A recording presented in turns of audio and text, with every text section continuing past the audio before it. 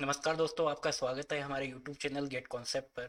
जिन्होंने RVUNL Jae-in electrical का paper दिया था फर्स्ट शिफ्ट में, उनके जो सॉल्यूशन जो है यहाँ पर डिस्कस करेंगे। अपन 60 के 60 क्वेश्चन डिस्कस करेंगे। और इसी नई अपडेट के साथ हमारे चैनल पर आप बने रहिए। अगर आपने हमारे चैनल पर पहली बार आए हैं तो अभी सब्सक्राइब कर दीजिए। और अभी चलते हैं पेपर के सॉल्यूशन पर। तो यहाँ पर आप देख सकते हो कि सबसे पहले अपन बात कर रहे हैं यहाँ पर फर्स्ट क्वेश्चन की।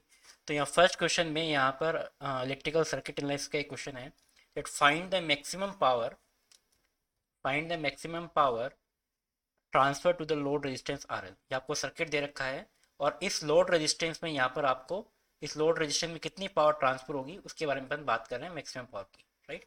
सो यहाँ मैक्सिमम पावर ट्रांसफर के लिए फॉर्मूला होता है P maximum equal to V T H square divide by 4 RTH। Right.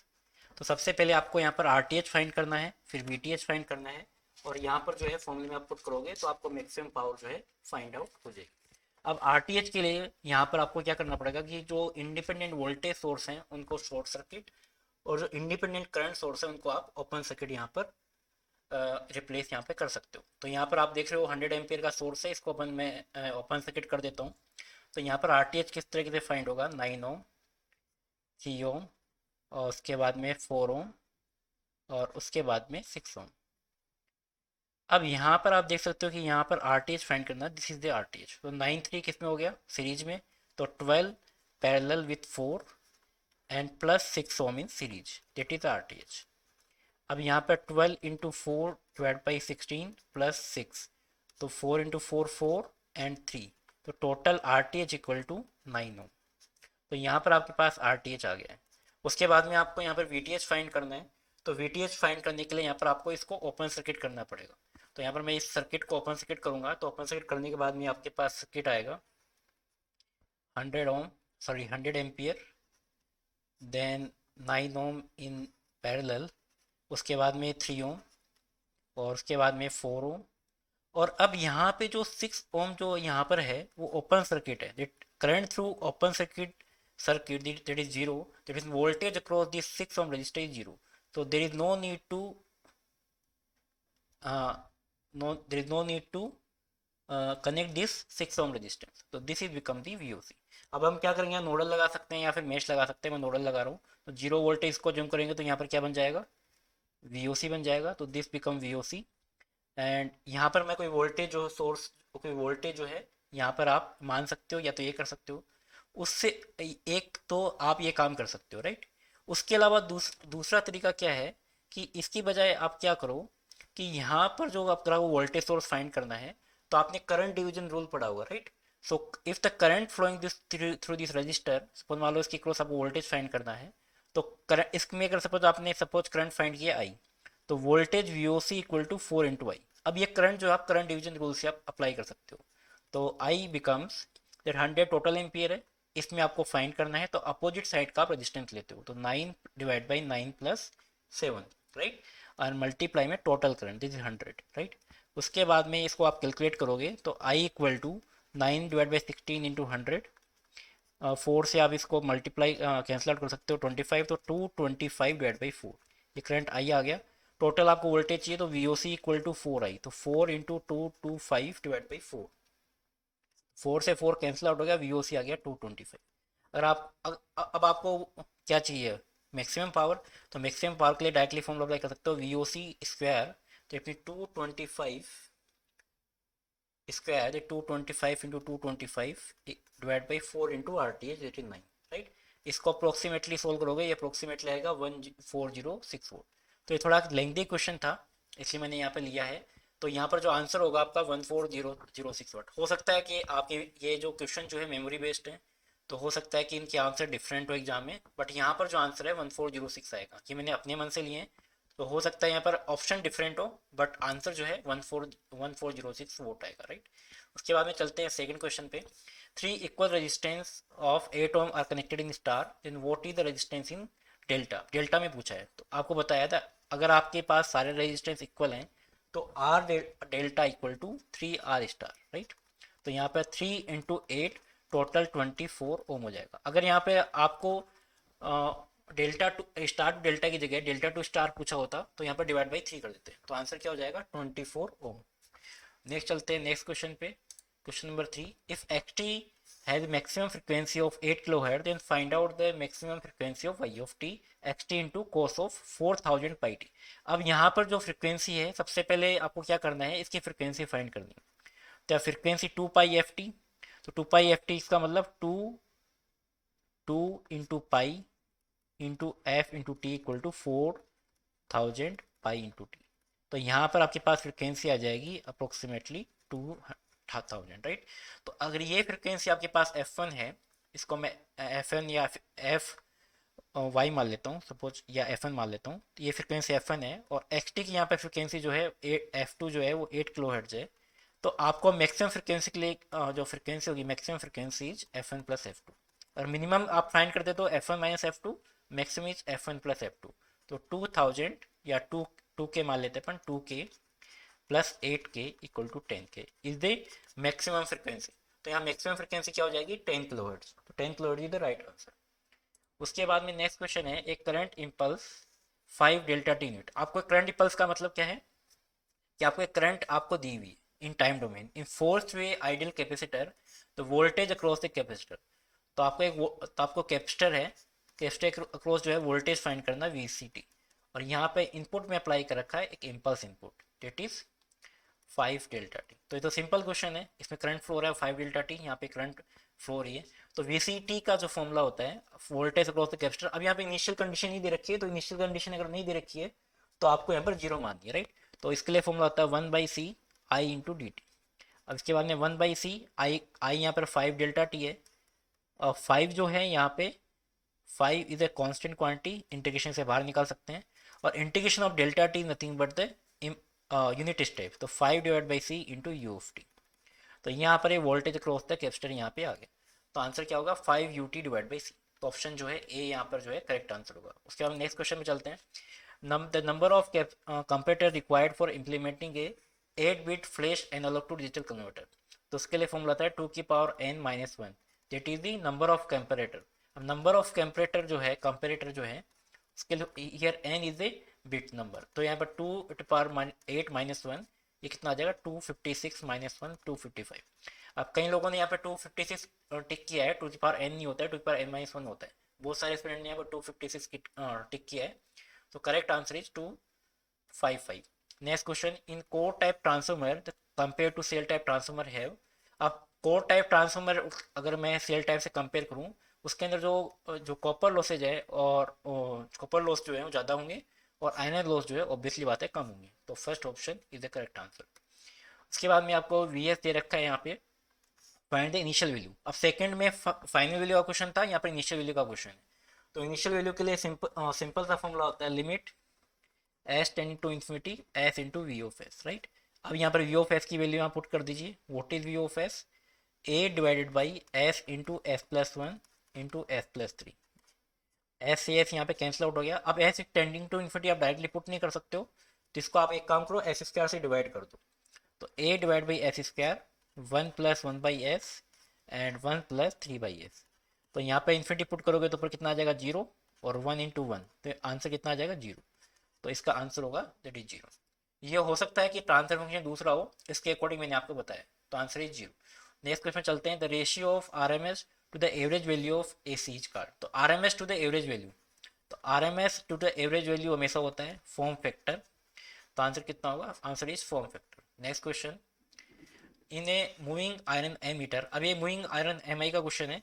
The control spring torque आपको दे रखा है 9 × 10⁻⁶ न्यूटन मीटर पर रेडियन, और DL/d थीटा पूछा है माइक्रो हेनरी पर रेडियन में, करंट आपको दे रखी है। इसका डायरेक्टली फॉर्मूला होता है, तो यहाँ पर आप डायरेक्टली जो है फॉर्मूला जो है अब अप्लाई आप यहाँ पे कर सकते हो। तो फॉर्मूला होता है that is formula is torque equal to I square DL/d theta और डिवाइड बाई 2। तो यहाँ पर डायरेक्टली आपको DL/d थीटा चाहिए, तो DL/d थीटा इक्वल टू, यहाँ पर 2 है तो 2 into T divide by I square. अब यहाँ पे फॉर्मूले के अंदर आप पुट करोगे, और 2 इंटू टॉर्क, टॉर्क कितना है, torque is equal to 9.8 into 10⁻⁶ divide by I square, तो आई की वैल्यू 5 है तो 25, ठीक है। इसको आप सोल्व करोगे तो अप्रोक्सीमेटली आएगा ये 0.784। अब 10⁻⁶ में है तो 10⁻⁶ में सीधे को यूनिट क्या दे रखी है, माइक्रो हेनरी। 10⁻⁶ को हटा के आप माइक्रो हेनरी पर रेडियन भी कर सकते हो। ठीक है, तो आंसर कितना हो जाएगा, 0.784। Next question, the ratio of sum of individual maximum demand to the maximum demand, ये तो individual maximum demand to the maximum demand of the whole system under the consideration is called. ये कुछ भी नहीं है, इसको हटा देता हूँ। तो ये जो डेफिनेशन होती है, that is definition of diversity factor. Diversity factor पर आप डायरेक्टली टिक कर सकते हो।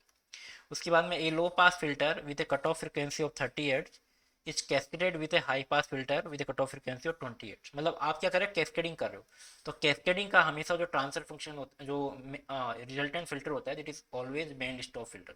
कई लोग यहाँ पे ये बैंड स्टॉप मैंने दोनों सेम कर दिया है, तो इसको आप हटा देना। बैंड स्टॉप की जगह बैंड पास है, तो मैंने गलती से दोनों सेम ऑप्शन कर दिए। ये फर्स्ट ऑप्शन आपका बैंड स्टॉप सही आंसर होगा। The angle between compensating winding axis and brush axis. तो इस पे बहुत सारा डिस्कशन भी चला था कि कंपनसेटिव वाइंडिंग और ब्रश एक्सिस में कितना एंगल होगा। It is always 90 degree. आप गूगल पे आप सर्च भी कर सकते हो, ऑलवेज एंगल इसका 90 डिग्री होगा। In a tap changing transformer the tappings are provided on the outer region of the high voltage side. हमेशा हाई वोल्टेज के आउटर साइड रीजन में कनेक्टेड होती है टैपिंग्स। उसके बाद में चलते हैं नेक्स्ट क्वेश्चन पर। A two input logic gate which is always a high input when it's all input is low. अब ये क्या कहना चाह रहा है कि उसमें अगर हमेशा हाई इनपुट मिलता है मुझे जब इसके जो दोनों इनपुट है वो लो हो, मतलब 0 0 पर आपको आउटपुट में 1 मिलता है। तो ऐसा कौन सा लॉजिक गेट है 0 0 पर 1 मिलता है। तो वो अब नोर का देखते हैं। नोर में 0 0 0 1 1 0 1 1। तो नोर में देखेंगे तो नोर में क्या होगा, 0 0 कितना बनता है, 1 बनता है। तो नोर हो सकता है, ठीक है। अब एक्सनोर देखते हैं। अब एक्सनोर के अंदर 0 0 0 1 1 1 1 0 1 1। एक्सनोर की टेबल होती है 1 0 0 1। दोनों अगर लो हैं तो इसमें भी हाई मिल रहा है आपको, तो इग्नोर भी पॉसिबल। तो और आपको देखने की जरूरत ही नहीं है, डायरेक्टली आप इस पर टिक कर सकते हो। नेक्स्ट क्वेश्चन में चलते हैं। A coil having 1000 turns, there is a flux from, flux क्या ही चेंज हो रहा है आपको। चेंज इन फ्लक्स आपको दे रखा है 50 मिली वेबर टू 80 मिली वेबर, और 10 सेकंड आपको टाइम दे रखा है इंड्यूस ईएमएफ। तो इसमें तो कुछ नहीं करना, आपको डायरेक्टली फॉर्मूला लगाना है, equal to N D phi by D T. यहाँ पे नंबर ऑफ टर्न्स आपको दे रखे हैं 1000, और चेंज इन फ्लक्स आपको देख रखा है 80 माइनस 50 दे 30 milli weber 10⁻³ divide by 10 second, right. इसको आपको सोल्व करोगे तो अप्रोक्सीमेटली आएगा 3 वोल्ट। तो 1000 से कैंसिल आउट हो जाएगा, 30 डिवाइड बाई 3 कितना आ गया, 10, दैट इज 3 वोल्ट। उसके बाद में चलते हैं नेक्स्ट क्वेश्चन पे। Advantage of underground cable. तो एडवांटेज जो अंडरग्राउंड केबल की होगी, वो उसमें जो लॉसेज होते हैं कम होते हैं as compare to the overhead line, क्योंकि और किसके किसके अंदर कोई इंटरफेरेंस भी नहीं होता है। सॉरी, एक ऑप्शन और दे रखा है नीचे, मैंने पढ़ा नहीं है। No interference as compare to दो, ऑब्वियसली बात है, नो इंटरफेरेंस भी नहीं होता है, तो इसका मतलब दोनों करेक्ट है। तो ऑप्शन कितना होगा, C option is the correct answer. उसके बाद चलते हैं, which of the following is a high voltage fuse. तो हाई वोल्टेज फ्यूज हमेशा जो रिवायरेबल नहीं होगा, ड्रॉप आउट भी नहीं होगा, आपका लिक्विड टाइप जो है H R C fuse is a high voltage fuse हो सकता है। Which of the following is not a type of resistance welding. तो रेजिस्टेंस वेल्डिंग के अंदर फ्लैश भी नहीं होगा, बट भी नहीं होगा। Hydrogen welding is the correct answer. Scene का मुझे आइडिया नहीं है, hydrogen welding is the correct answer. इसके बाद नेक्स्ट क्वेश्चन पे चलते हैं। Span of overhead line is 220 metre. अब ये देखो क्वेश्चन बहुत बड़ा क्वेश्चन आया था, इसको छोड़ने की जरूरत थी, क्योंकि इतना लंबा क्वेश्चन जो है पॉसिबल नहीं होता है कि 1 मिनट में आप कर सको, इसके लिए बहुत आपको टाइम चाहिए। तो ये छोड़ने वाला क्वेश्चन था। तो वेट ऑफ कंडक्टर आपको दे रखा है, उसके बाद में अल्टीमेट टेंसाइल स्ट्रेंथ आपको दे रखी है, सेफ्टी फैक्टर आपको दे रखा है, और पोल हाइट दे रखी है, और टोटल टावर की हाइट चाहिए। ये टावर हाइट की जगह टोटल टावर हाइट कर लो आप, क्योंकि टोटल चाहिए इसमें, क्योंकि आपके इसमें जो ऑप्शन दे रखा है उसके अकॉर्डिंग जो है टोटल इसमें मेंशन था, टोटल जो है हाइट आपको चाहिए यहाँ पे, ठीक है। उसके बाद में सबसे पहले अपन क्या फाइंड करेंगे, वेट फाइंड करेंगे। तो वेट फाइंड करने के लिए फॉर्मूला होता है, डेट इज, उसके बाद में वेट ऑफ द कंडक्टर, क्योंकि आप सेफ्टी फैक्टर आपको दे रखा है, सॉरी आपको पर किलोमीटर में दे रखा है, तो 604 kg पर किलोमीटर में, तो इसको मीटर में कैलकुलेट कर लो, तो अप्रोक्सीमेटली आ जाएगा 0.604 kg, ठीक है। उसके उसके बाद में आपको यहाँ पर टी फाइंड करना है। टी फाइंड के लिए फॉर्म होता है ultimate strength tensile strength, it is 5758 divide by safety factor. तो यहाँ पर आपके पास आ जाएगा वैल्यू ऑफ टी 2879। उसके बाद में आपको लेंथ दे रखी है, कितने दे रखा है लेंथ, 220 मीटर, क्योंकि मैंने अपने मीटर में कैलकुलेट किया है। उसके बाद में आपको टोटल हाइट तो बाद में जरूरत पड़ेगी आपकी, तो आपको पहले यहाँ पर सेक कैलकुलेट करना है, टोटल सेक कितना होगा। तो सेक हो जाएगा, सेक का फॉर्म होता है WL² / 80। अब यहाँ देखो कैलकुलेशन देखो कितनी ज़्यादा है यहाँ पर। तो इस कैलकुलेशन में 0.604 220 whole square divided by 8 × T की वैल्यू है 2879, क्योंकि यहाँ पे सेफ्टी फैक्टर दे रखा है तो इसे 2 से डिवाइड किया। कई लोगों ने क्या किया 5758 से मल्टीप्लाई कर दिया, वो गलत है। उसके बाद में अप्रोक्सीमेटली वैल्यू आएगी 1.27 के अप्रोक्स। अब 1.27 के लोगों ने 1.27 टिक कर दिया है, ये भी टी है, ये आंसर नहीं होगा, क्योंकि आपको टोटल वहाँ पर टावर की हाइट पूछी थी, तो इसका मतलब यहाँ पे 10 में आपको 8 करना पड़ेगा। ये बहुत लोगों ने मिस्टेक की है कि 1.27 जो है ऑप्शन टिक कर दिया, हो सकता है वहाँ पर नहीं हो, अगर हुआ है तो टिक भी किया होगा लोगों ने। तो 11.27 ये थे करेक्ट आंसर, तो ऑप्शन होगा ए ऑप्शन। तो ये बड़ा क्वेश्चन है, तो ये छोड़ने वाला क्वेश्चन था। इसके हम चलते हैं नेक्स्ट क्वेश्चन पे। In NPN transistor if the emitter base junction is forward biased, collector base junction is forward biased. अब हमने आपको पिछले वीडियो में बताया था कि दोनों अगर फॉरवर्ड बाइस्ड होते हैं तो कौन सा होता है, सैचुरेशन होता है, मैंने पिछली बार बताया था। और दोनों रिवर्स होते हैं तो कट ऑफ होता है, एक फॉरवर्ड एक रिवर्स होता है तो एक्टिव होता है, ठीक है। तो इस तरीके से आप जो ये क्वेश्चन जो दोनों शिफ्ट में है, इजी क्वेश्चन है। For the parallel operation of transformer, single phase transformer, that should be the same polarity, simple question है। उसके बाद में ए 4 पोल लेप वाउंड आर्मेचर है 600 conductor and is driven at 1000 revolution per minute, the flux pole is find the generated EMF. तो directly formula लगाना है।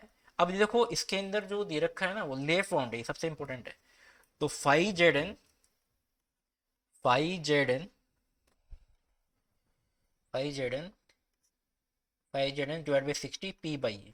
अब यहाँ पे लेफ्ट वाइंडिंग में पी और ए की वैल्यू सेम हो जाएगी, तो यहाँ पर ये आपस में कैंसिल आउट हो जाएंगे। तो सिंपल ये फॉर्मूला आपको अप्लाई करना है। फाई कितना है, फाई है अपने पास, फाई फाई की वैल्यू अपने पास है 50 मिली वेबर, तो 15 × 10⁻³ जेड की वैल्यू कितनी है मेरे पास 600, और जेड एन की वैल्यू मेरे पास यहाँ पर है 1000 and divided by 60।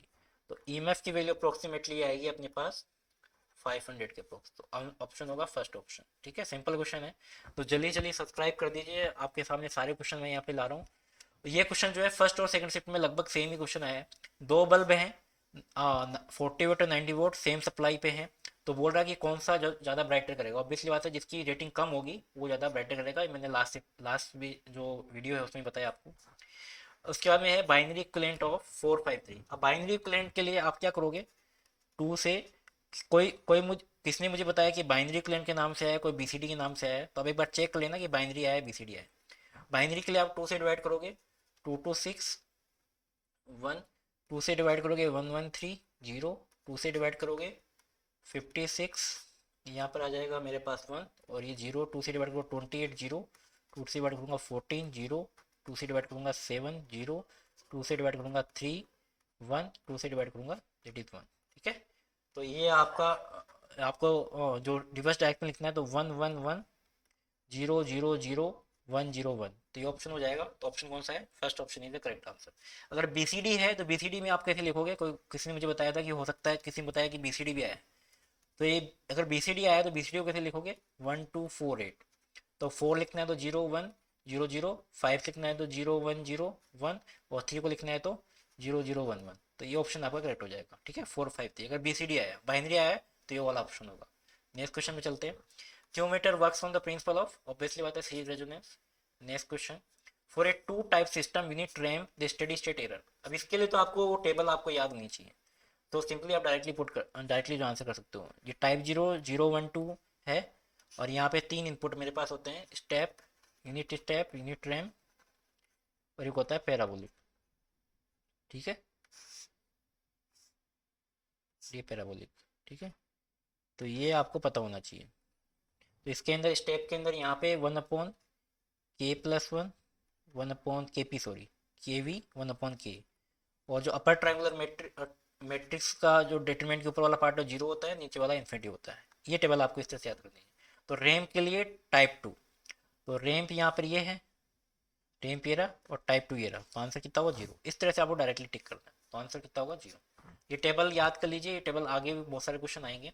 In transistor is highly doped and is high. अब इसके अंदर एमिटर बेस कलेक्टर 3 है, कौन सा हाईली डॉप्ड होता है, कौन सा जो है लाइटली डॉप्ड होता है, ठीक है।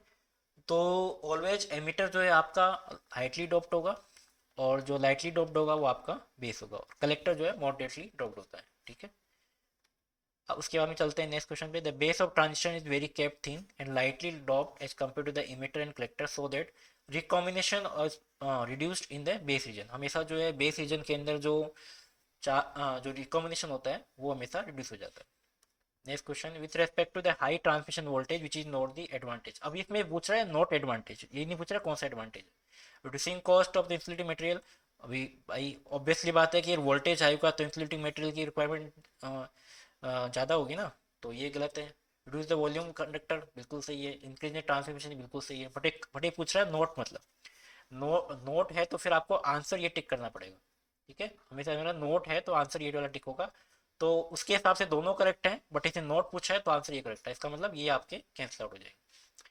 Next question, Laplace transform E to power ABT. अब ये सेम क्वेश्चन मैंने आपको लास्ट टिप में ये मैंने एक क्वेश्चन के थ्रू जो है इसका फॉर्मूला बताया था।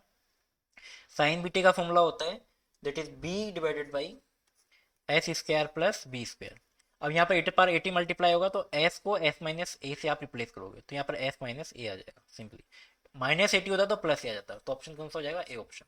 अगर ई पावर माइनस एटी होता तो प्लस होता, और यहाँ पर प्लस है तो यहाँ पर माइनस होगा, एस माइनस ए। नेक्स्ट क्वेश्चन में चलते हैं। The skin effect conductor result in, हमेशा जो है एसी रेजिस्टेंस को हमेशा डिक्रीज करता है। ये एक जो है पहले भी यूपी वाले क्वेश्चन में भी, यूपी वाले एग्जाम में भी क्वेश्चन आया, तो इंपॉर्टेंट क्वेश्चन है, एक बार पूछा गया है ये वाला। उसके बाद में नेक्स्ट क्वेश्चन आते हैं, a bulb in staircase is to switch. अब स्टेयर केस का नाम सुनते ही आपको सीधा दिमाग में आना चाहिए कि एक्सोर गेट, बाकी क्वेश्चन को पढ़ना ही नहीं है। स्टेयर केस का नाम सुनते ही सीधे एक्सोर गेट को टिक कर दो, बहुत बार क्वेश्चन है, पढ़ने की जरूरत ही नहीं है कि कौन सा स्विच कब होगा। बाकी तो आप पढ़ो तो आप पढ़ सकते हो कि इसके अंदर क्या बोल रहा है कि एक, क्योंकि आप क्या करते हो, जीरो एक को ऑन करते हो ऊपर से और एक को ऑफ करते हो, और दूसरा ऑन हो जाता है, तीसरा दूसरा जो ऑफ होता है, ऑलवेज दोनों की वैल्यू क्या होती है, वन और वन। तो हमेशा जो हाई वैल्यू होती है, राइट, तो XOR gate is the right answer. उसके बाद में if combination of one branch is R one, R two is 24 M, other, ये क्या बोलना चाह रहा है कि इसमें थोड़ा जो क्वेश्चन की लैंग्वेज है मैंने अच्छे से नहीं बनाई है, कि आर वन और आर टू दोनों सीरीज में है, ये सीरीज में इसको देना चाहिए कॉम्बिनेशन, मतलब सीरीज कॉम्बिनेशन, ये मैंने दिया नहीं है, सीरीज कॉम्बिनेशन के साथ ये 40 ओम जो है पैरेलल में कनेक्टेड है, ठीक है। Resistance connected across 220 voltage source, तो आपको क्या करना है, पावर एनर्जी निकालनी। तो एनर्जी क्या होता है, पावर इंटू टाइम, तो पहले पावर निकालो फिर एनर्जी निकाल लो, या फिर एनर्जी डायरेक्ट निकाल लो, आई स्क्वायर इंटू टी। तो आपको क्या चाहिए, आई और आर चाहिए, तो ये आपके पास 16 ओम, 24 ओम, उसके बाद में ये आपका हो गया 40 ओम, और ये सप्लाई जो कनेक्ट कर दी मैंने टू, कितना वोल्ट, 230 टू 220 वोल्ट, ठीक है। अब आपको इक्विवेलेंट रेजिस्टेंस चाहिए, तो यहाँ पे आप कुछ भी काम कर सकते हो, या तो आप इक्विवेलेंट रेजिस्टेंस निकाल लो, 24 और 40 कितना हो गया, 16 कितना हो गया 40, और 40 का पैरेलल कॉम्बिनेशन कितना हो गया, तो आर इक्विवेलेंट हो गया मेरे पास 20। ये 40 का इक्विवेलेंट कितना हो गया, 40/2 20। आई कैलकुलेट करना है, आई टोटल करंट हो जाएगा वी बाई आर, 220/20 कितना हो गया 11। तो बहुत सिंपल क्वेश्चन है, तो और ई कितना हो जाएगा, आई स्क्वायर आर इंटू टी, तो 11 स्क्वायर इंटू आर। अब आर टोटल, आर कितना है 20, इंटू टी कितना है 30 सेकेंड, और 30 सेकेंड। अब ये के डब्ल्यू एच है, अपनी यूनिट किस में आएगी, सेकंड में आएगी, राइट। ये वोट इंटू सेकंड में, अपना जो एनर्जी आएगी वोट इंटू सेकंड, जो वोट इंटू सेकंड आया, तो किलो वोट के लिए क्या करोगे आप, 1000 से डिवाइड करोगे। किलोवाट के लिए क्या करोगे, 1000 से डिवाइड करोगे, और सेकंड से अगर आर में कन्वर्ट करने के लिए 3600 से डिवाइड करोगे। तो ये वैल्यू आपको कैलकुलेट करनी है, ये अप्रोक्सीमेटली आएगी, आप कैलकुलेट कर लेना 20 × 10⁻³ ये वैल्यू आपके पास आएगी, ये किलोवाट आ रहेगा, क्योंकि ये जो यूनिट जो है वोट इंटू सेकेंड है, इस बात का ध्यान में रखना है। और ये जो यूनिट आपको पूछी हो किलो वाट आर, किलो भी है और आर भी है, तो किलो के लिए 1000 से डिवाइड करोगे, आर के लिए आप 3600 से डिवाइड करोगे, तो आंसर आ जाएगा 20 × 10⁻³ भाई जल्दी से सब्सक्राइब कर दीजिए भाई चैनल को, बहुत इंपॉर्टेंट क्वेश्चन सारे ला रहा हूँ आपके लिए। 34 नेक्स्ट क्वेश्चन इज, ये heteropolar structure with stationary pole and rotating armature, कौन सी जो मशीन जो है वो हेट्रोपोलर स्ट्रक्चर पे काम करती है। ये एक्चुअली क्या है, ये आपको सर्च करना पड़ेगा कि ये थोड़ा सा अजीब सा क्वेश्चन दिया था इन्हें हेट्रोपोलर स्ट्रक्चर के लिए। हमेशा डीसी मशीन होती है, तो आप गूगल पे आप सर्च कर लेना, डीसी मशीन होती है। इसका आंसर अगर डिफरेंट मिले तो मुझे बताना, DC machine is the correct answer. अगर डिफरेंट मिले किसी भी क्वेश्चन में, अगर आपको लगता है कि कोई क्वेश्चन रॉन्ग है, अगर इसका आंसर गलत है तो चैट बॉक्स में जरूर बताएं। अगर आपको लगता है कि क्वेश्चन जो है थोड़ा सा अलग तरीके से पूछा गया था, वो भी आप बता सकते हो। क्योंकि सारे के सारे मेमोरी बेस्ड क्वेश्चन है, किसी ने मुझे बताए हैं, वही मैं यहाँ पर क्वेश्चन जो है पुट कर रहा हूँ। उसके बाद नेक्स्ट क्वेश्चन है 1000 ohm 1000 turn of wire needed to provide a potentiometer with resolution. अब परसेंटेज रेजोल्यूशन का सिंपल सा फॉर्मूला होता है, ये एक यूपी वाले क्वेश्चन में भी आया है, 1/n/100। तो 1/n यहाँ पे कितना है, 10,000 इंटू 100, ठीक है। टन्स कितने हैं, इंटू 100। परसेंटेज में निकालना है तो कितना हो जाएगा, 0. कैलकुलेशन देख लेना, 0.10, तो 0.010 आएगा, ठीक है। 0.010, कितने कितने कैलकुलेशन में मिस्टेक भी किए हैं यहाँ पे, कितने 0.1 टिक किया है, कितने 0.001 टिक किया है, तो यहाँ पर आंसर होगा 0.01। उसके बाद में next question, two pole self inductance आपको दे रखा है L1 and L2 respectively and magnetically coupled है, तो maximum possible value of mutual inductance. अब फॉर्मूला क्या होता है कि म्यूचुअल इंडक्टेंस के M=K√L1L2। अब इसकी मैक्सिमम वैल्यू पूछी है, तो L1 L2 तो फिक्स है, इसकी maximum value K lies always 0 to 1, तो मैक्सिमम वैल्यू इसकी क्या है, 1 है, तो 1 पुट कर दो, तो क्या हो जाएगा, √L1L2, सिंपल सी बात है। तो आंसर क्या होगा, √L1L2, सिंपल सा क्वेश्चन है। नेक्स्ट क्वेश्चन चलते हैं, hysteresis losses in minimum for which allowed. अब हिस्टेरेसिस लॉसेज के लिए अगर मिनिमम अगर चाहिए तो इसके लिए एक ही है, NiFe निकल और फेरस, ठीक है। Next question, series RLC circuit आपको दे रखा है, उसके अंदर R की वैल्यू 2 ओम है, कैपेसिटर की value 5 milli farad, when connected across a 200 volt 50 supply, then find the power factor.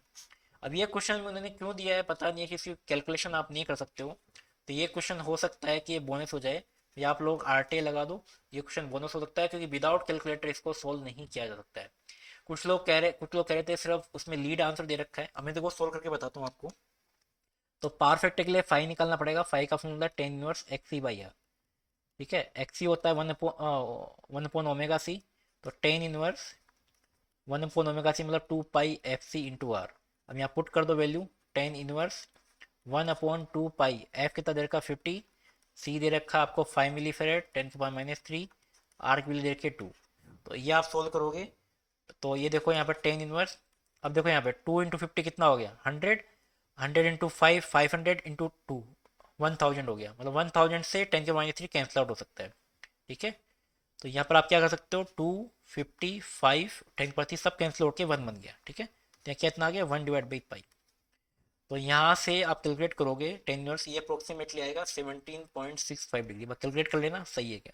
अब ये फाई आया है, अब आपको कोस फाई निकालना है, पावर फैक्टर। तो कोस फाई हो जाएगा यहाँ पे पावर फैक्टर कोस ऑफ 17.65, तो अप्रोक्सीमेटली आएगा 0.95, और कैपेसिटर है तो लीड आंसर होगा। तो आंसर में 0.95 आएगा, तो यहाँ टिक कर दिया, बट यहाँ पे जो 10 इनवर्स की कैलकुलेशन है वो आप नहीं कर सकते हो। कुछ स्टूडेंट ने ऐसा कहा कि सर ऑप्शन में लीड ही था तो लीड पे टिक किया है, तो अगर ऐसा ऑप्शन है तो आप डायरेक्टली कैलकुलेशन की भी जरूरत नहीं है, डायरेक्टली आप लीड पे आप 0.95 लीड पे टिक कर सकते हो। बट कुछ स्टूडेंट ने कहा सर लीड नहीं था, 2 ऑप्शन में लीड था, 2 ऑप्शन में लेग था। अगर ऐसा ऑप्शन है कि एक में लीड, एक में 2 में लीड हो, 2 में लेग हो, तो उस कंडीशन में कोई RTA लगाएगा तो ये क्वेश्चन जो है बोनस हो सकता है, कि विदाउट कैलकुलेटर इसको सोल्व नहीं किया जा सकता। अगर ये कंडीशन है कि 2 में लीड है, 2 में लेग है, तब तो ये बोनस होगा RTA के थ्रू। अगर मान लो कि एक में लीड है तो कैलकुलेशन की जरूरत नहीं है, डायरेक्टली आप टिक कर सकते हो कि यहाँ पर कैपेसिटर है। तो आप देख लेना कि ऑप्शन में किस तरीके से है, ये क्वेश्चन जो है थोड़ा सा इस पे विवाद चल रहा है, तो आप ये क्वेश्चन जो है आप देख सकते हो। Next question, in a circuit of 3 resistance 47 ohm connected in parallel across a 110 volt supply, calculate the current. तो सिंपल सा क्वेश्चन है, आपको क्या दिया कि 3 रेजिस्टेंस पैरेलल में कनेक्टेड है, तो इसका इक्विवेलेंट कितना हो जाएगा, 47/3, 3 है तो। और आपको क्या पूछा है, सॉरी करंट पूछा। अब कुछ लोग कह रहे हैं कि इसमें करंट पूछा है, कुछ लोग कह रहे हैं पावर पूछे, तो दोनों दोनों निकाल निकाल लेना। करंट पूछा है तो V²/R, तो V कितना है यहाँ पर 110 × 110 हो गया, मल्टीप्लाई कर दिया, डिवाइड बाई R कितना है 47/3। तो I की वैल्यू अप्रोक्सीमेटली आएगी यहाँ पे 7.02 एम्पियर। अगर पावर निकालना है तो I²R कर देना, ठीक है। जो भी आपको पूछा उससे आपसे आप टिक कर सकते हो, 7.02 ampere. Next question, open circuit. अब देखो एक एक शिफ्ट के अंदर शॉर्ट सर्किट पूछा है, एक सर्किट में आपको ओपन सर्किट पूछा है। तो ओपन सर्किट हमेशा किसके लिए होता है, कोर लॉसेज के लिए।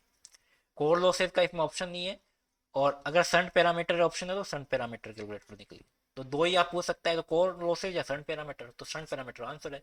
अगर इसमें कोर लॉसेज होता है तो दोनों ऑप्शन होते हैं, बोथ कोर लॉसेज और शंट पैरामीटर, और शंट पैरामीटर तो single shunt parameter. Series parameter हमेशा शॉर्ट सर्किट में, कॉपर लॉस हमेशा शॉर्ट सर्किट में, these are used for the short circuit test, ठीक है। Next question, an ideal current source has connected in parallel with high internal resistance। तो obviously बात है, current ideal current source होता है, उसमें हमेशा एक रेजिस्टेंस कनेक्ट करते हैं, इट इज़ हाई रेजिस्टेंस। वैसे तो आइडियल के लिए इनफाइनाइट होता है, बट इसने अगर हाई दे रखा है तो हाई है, क्योंकि इनफाइनाइट मतलब हाई है, तो इंटर या तो इनफाइनाइट होगा या फिर हाई रेजिस्टेंस होगा, ठीक है। कि अगर इनफाइनाइट कहीं पे दी नहीं रखा है तो high is the most appropriate answer, तो parallel with high internal resistance. Next question, which law states that the amount of radiation emitted from an area A of a black body in absolute temperature T is directly proportional to the fourth power of the temperature। अगर इसके proportional होता है, that means एक ही लो है। इसमें बहुत सारे option थे, मैं एक ही ऑप्शन जो है यहाँ पर लिया है, Stefan Boltzmann law is the correct answer. Next question में चलते हैं।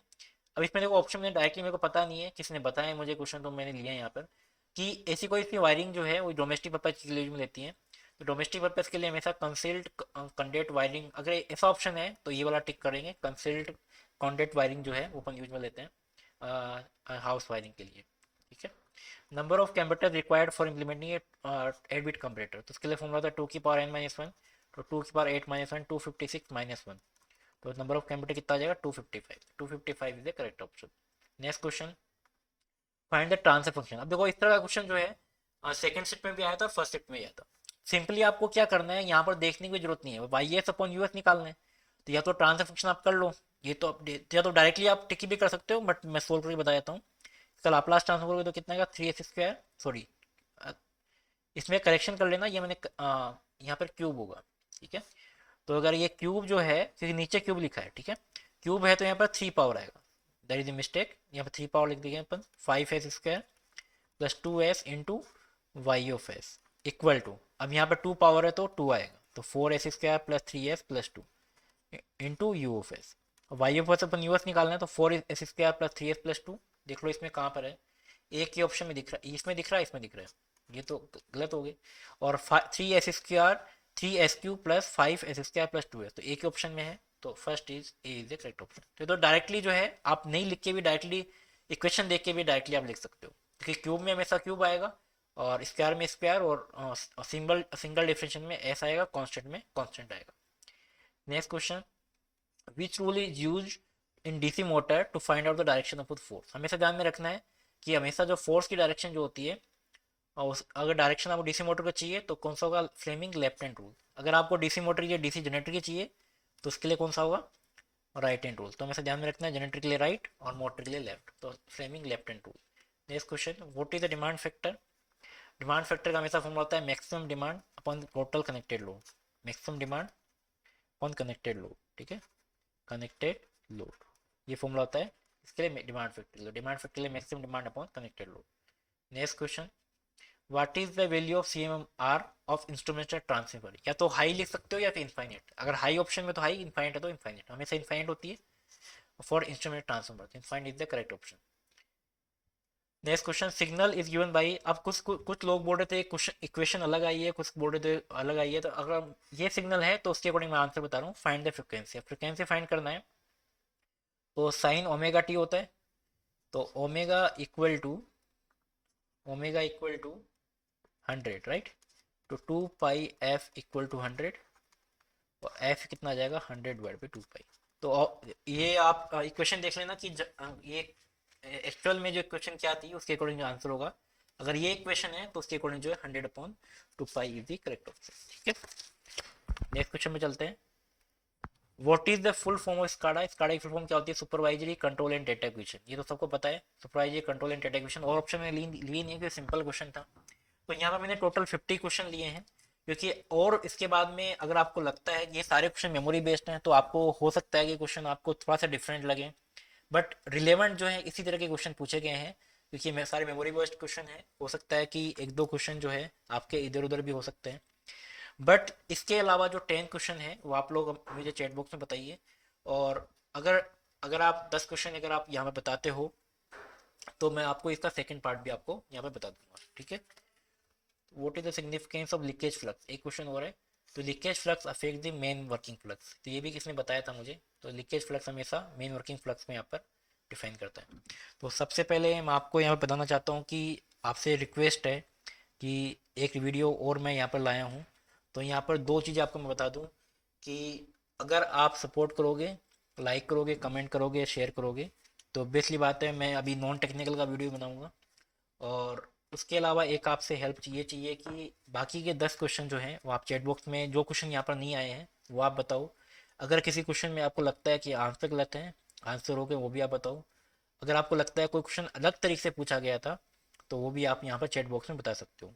बट आपसे रिक्वेस्ट है कि वीडियो को लाइक करें, और जो भी आपके कमेंट जो हैं वो आप कर सकते हो, और दोस्तों के साथ जितना ज़्यादा हो सके उतना ज़्यादा शेयर कीजिए। और चैनल को अगर पहली बार आप आए हैं तो चैनल को सब्सक्राइब जरूर कर दिए। Thank you so much.